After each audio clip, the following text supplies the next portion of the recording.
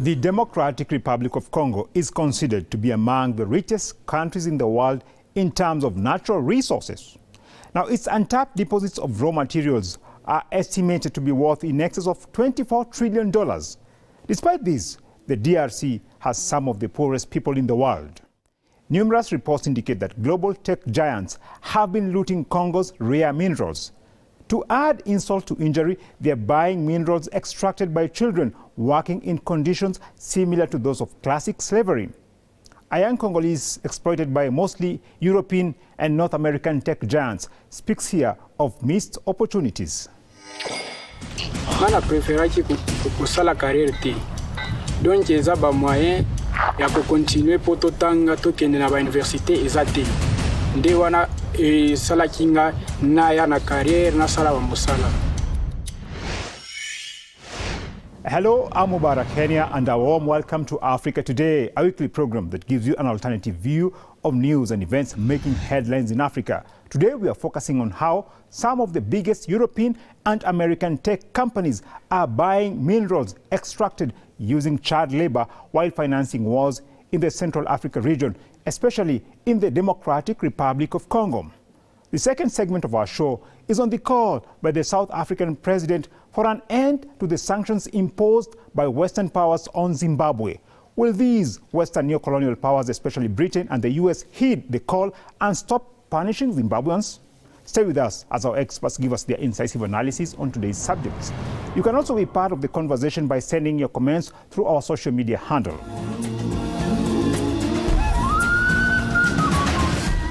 Blood minerals for tech giants. A new report by the Global Witness states that much of the world's supply of coltan, tin, and tungsten minerals is extracted in the Democratic Republic of Congo using child and forced labor. The beneficiaries of these blood or conflict minerals are the world's biggest tech companies, including Alphabet, BMW, Apple, and Tesla. A Congolese child miner who works in a cobalt mine says they get nothing from their hard work, while global tech giants reap all the profits. We're working very hard and digging very far to take this out, but we're getting almost nothing for it. The conditions are dangerous, but we're not paid for our level of sacrifice under the ground. And to discuss how Western tech giants are using child labor to loot minerals from the Democratic Republic of Congo, we have contacted Ramiro Fernandez, activist and political commentator. Thanks a lot for your time, sir, today. Thank you. Now, the issue of blood minerals is not new, and despite earlier pledges to end exploitation of African children, the situation seems to be getting worse. What's the reason for this? The reason for the exploitation of African children and the extraction of blood diamonds is the current Anglo-Zionist world order that created the diamond industry to begin with. The synthetic creation of a demand for a rock, a piece of rock that has no value, created a whole market around the extraction of these rare minerals and these rare jewels that ultimately resulted in the loss of millions of lives of especially young children and young boys who actually are the ones who look for these rare jewels in the ground. And so the African people have been victim to Anglo-Zionist capitalism, imperialism, and colonization that has created a false demand for something that has no intrinsic value. So that is ultimately the root of this. According to a new report, smelters and manufacturers that use coltan, tin, and tungsten in cars, mobile devices, and other electronics can't be sure the minerals have been extracted without using children or forced labor. The International Tin Supply Chain Initiative, which is supposed to guarantee responsible supply chains, has ignored or downplayed failures in the monitoring and chain of custody of mining in the Democratic Republic of Congo. A Congolese boy who previously worked at a dangerous mine narrates his experience. tulikuwa na bengine balitoka kama mbegu huku bengine bakuvunjika bakufa bena kufonju bina mayebulema inafanyikiamo bina nguka mabulongo inaukina uwa bantu hata pale tunaanza kutumika pana boka ndio bazazi benye mbele bakwetu na possibility ya kuanza kutulipia tu masomo. Tech companies, mostly from Western countries, are ready to obtain blood or conflict minerals from Africa, even if that means walking on the skeletons of African children. Clearly, slavery is still being practiced by Western countries such as the US, France, and Britain that claim to champion for human rights. The Western powers are looking away amid this gross violation of the rights of African children by Western tech giants. One of my favorite sayings about the great Satan, as the great Ayatollah Khomeini once said, describing the United States as the great Satan or the great deceiver, is that the great deceiver, the great Satan, always lies about what their true intent is. The US and the European powers go into continents like Africa, Asia, and Latin America with the claim of wanting to develop the area or promoting human rights or uplifting people, when in reality they are deceiving us. It is the complete opposite. They are in there with the sole intent of extracting minerals, raw materials, resources like cobalt, like coltan and so many other minerals that are essential toward their technological development in the arms race of the Western powers, that they go in there with any excuse that they can, human rights, NGOs, democracy, and they take the opportunity to monopolize the industry, to extract as many resources and minerals as possible. And so anything that the US and the European powers say that they're doing in Africa in terms of human rights and democracy, we just have to take it as the complete opposite, because they're deceiving us when it comes to their presence in Africa.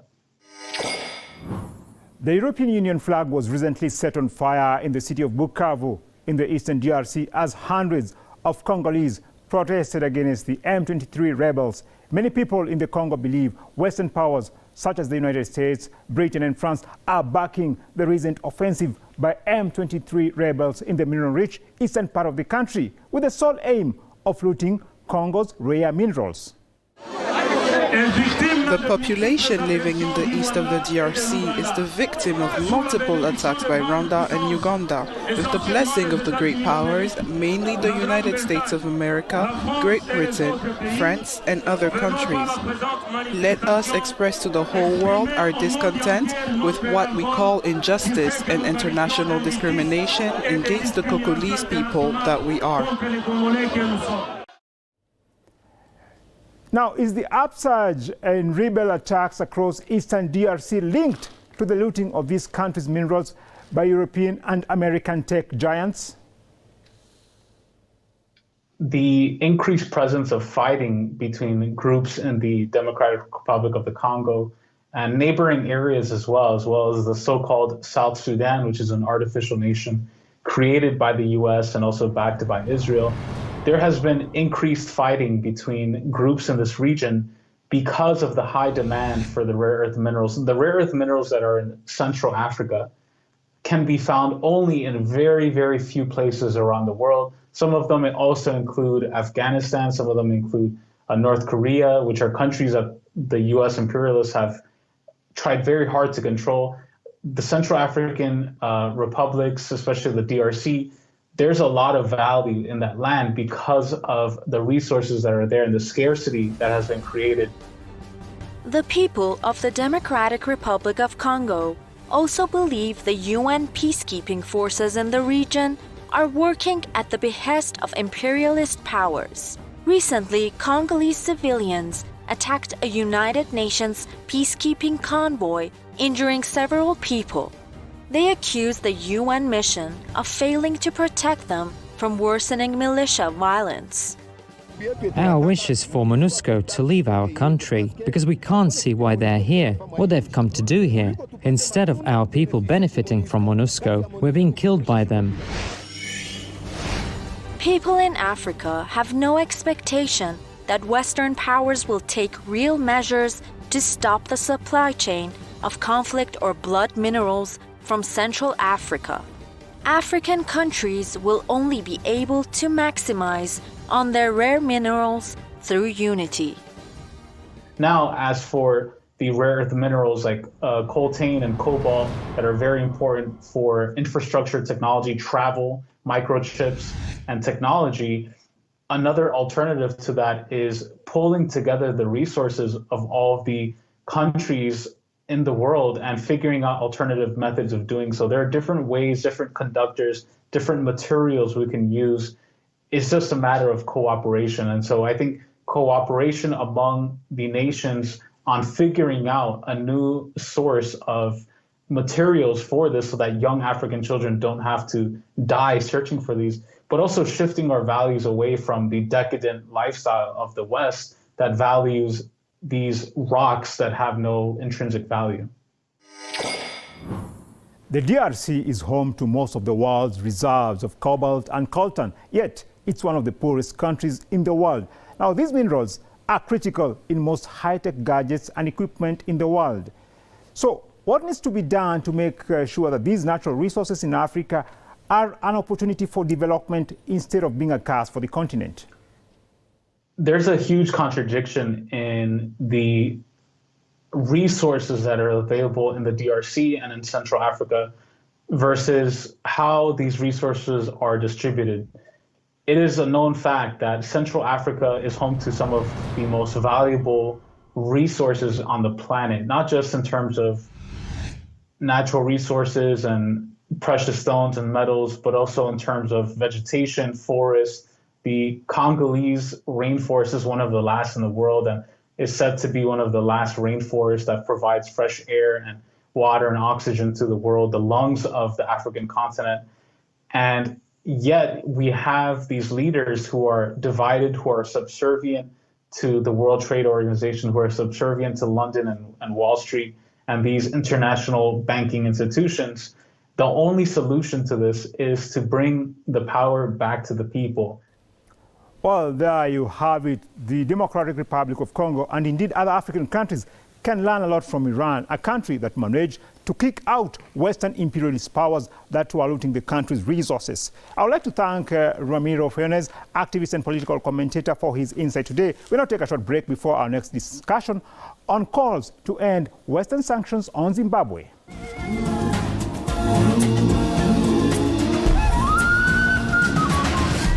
Western sanctions on Zimbabwe, creating wave of economic refugees.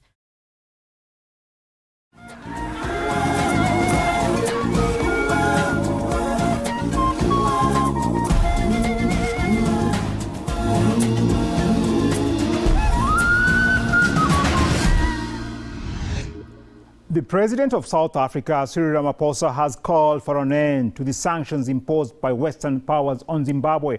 He noted that the surge of economic refugees from the country fleeing hardship at home is putting a strain on Southern African nations. President Ramaphosa used the recent official visit to South Africa by the Spanish president to address the migration question plaguing the country. The one issue that we have often raised, which is another dynamic in this whole situation, is that sanctions that have been applied to various countries, and especially on our continent, sanctions applied, for instance, to Zimbabwe, are having a negative impact, not only on Zimbabwe's economy, but also on a number of countries in SADC.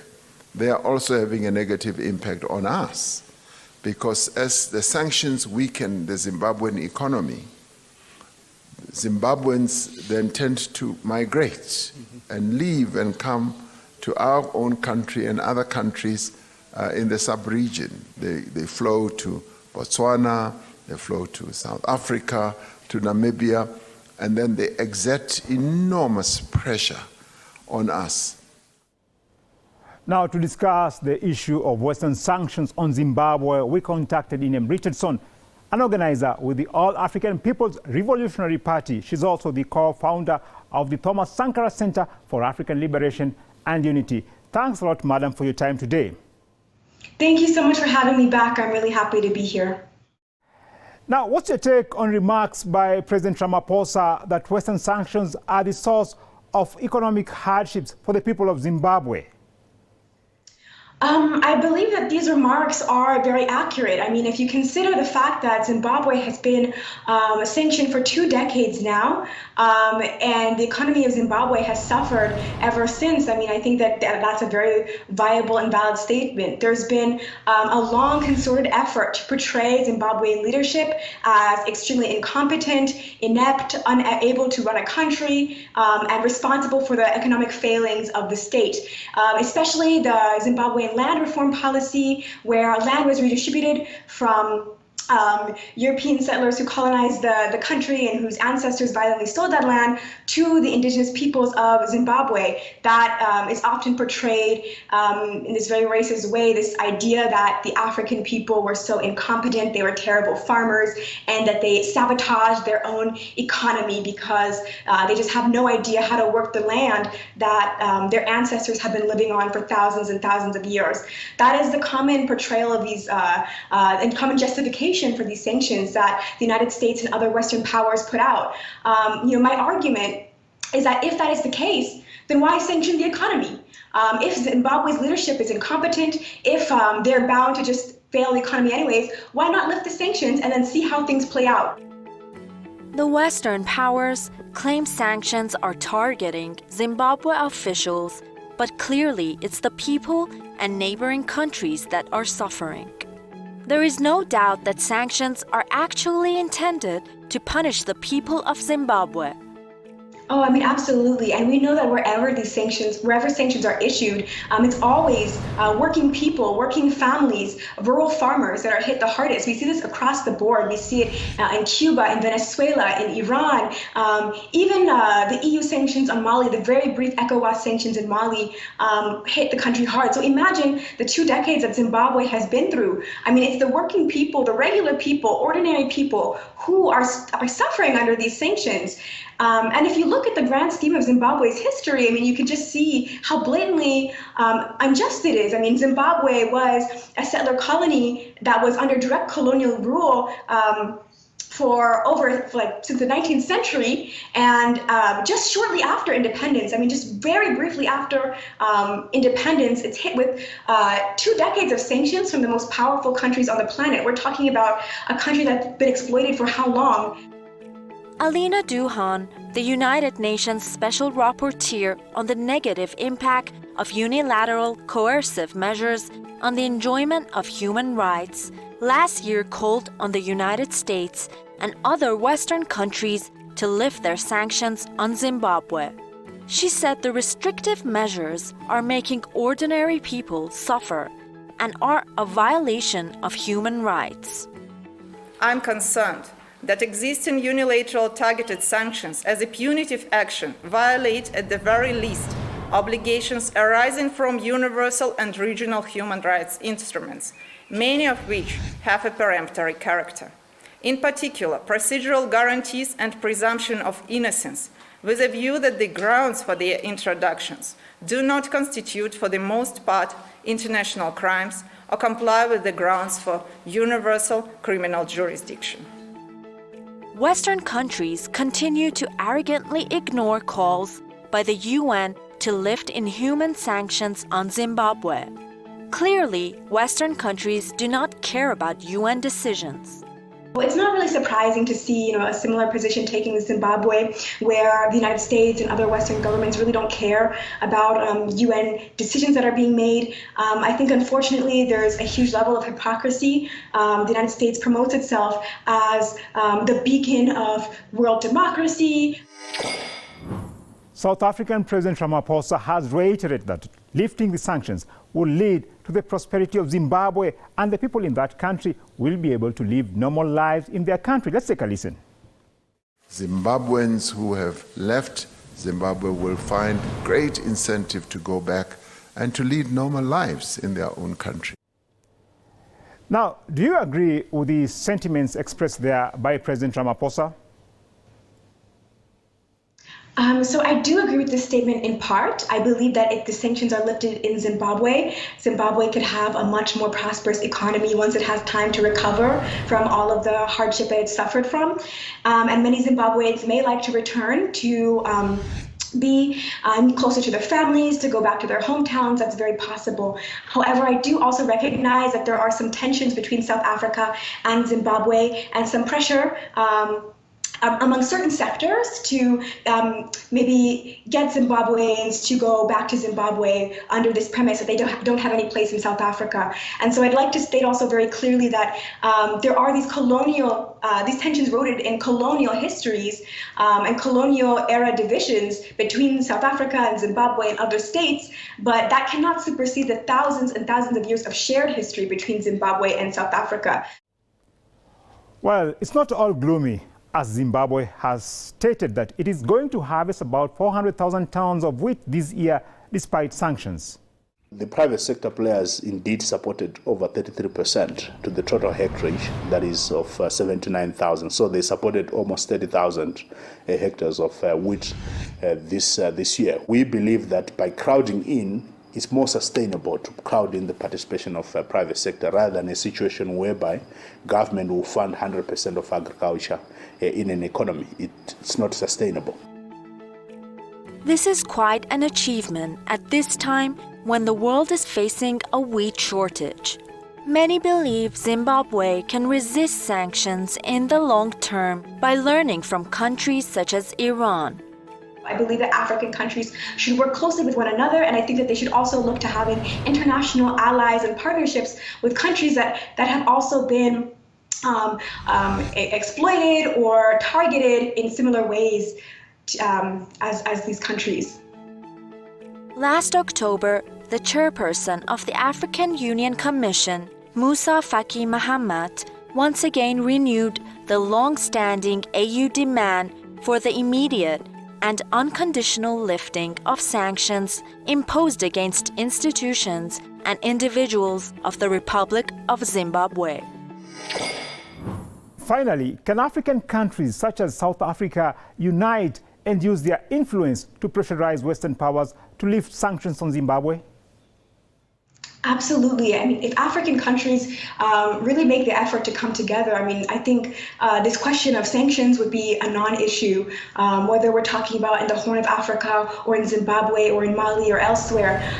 We need to look more into our past, I believe. I mean, South Africa has given us wonderful models such as Robert Sobukwe and Steve Biko, who really emphasize the importance of African unity. Zimbabwe has as well. If you look into Robert Mugabe, actually, he met his wife, Sally Mugabe, who is from Ghana, while he was studying in Kwame Nkrumah's Ghana during a time when Kwame Nkrumah was training African revolutionaries across the continent for the goal of a unified Africa. And so I believe we have to start looking more into this history and taking it more serious. I think we need to look back at some of these people in our history particularly and really study their political philosophy and take it more seriously. Because I do believe that African unity is a viable solution to not just sanctions, but a whole host of problems across the African continent and the diaspora. While indeed real unity among African countries can solve many challenges the continent is facing, including sanctions on Zimbabwe, I would like to thank our guest, Inem Richardson, for her incisive analysis today.